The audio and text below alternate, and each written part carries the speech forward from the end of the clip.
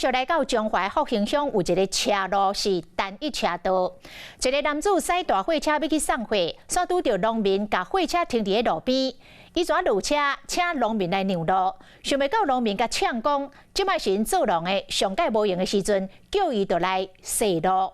这个男子气呱呱痛骂讲实在伤含咯。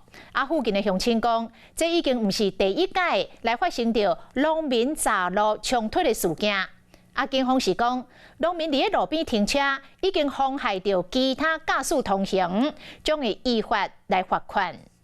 啥物你会当停啊？你停了就叫人去洗头。阮这农路，阮咧做事的啊。这个查甫人甲治安全部农友伫理论，对方甲呛讲农路是因的。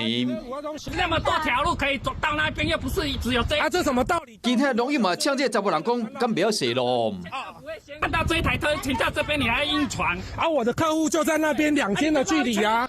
这个查甫人会遮生气，是因为伊驶车送货拄到另外一台农友所驶的货车停在路边，因为路伤矮，所以讲这个查甫人落车要求对方让路，想不到和对方呛声。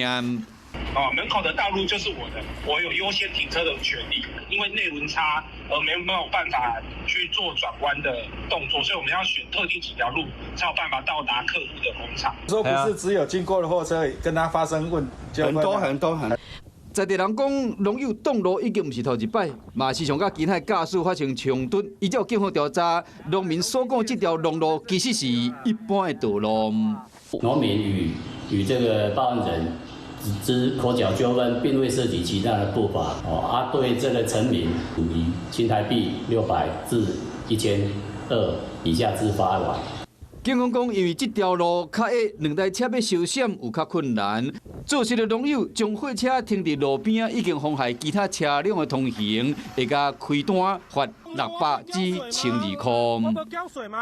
Hello， 我是林仙怡。想要抢先掌握最及时的新闻资讯吗？赶快订阅、按赞、开启小铃铛，锁定华视新闻 YouTube 频道。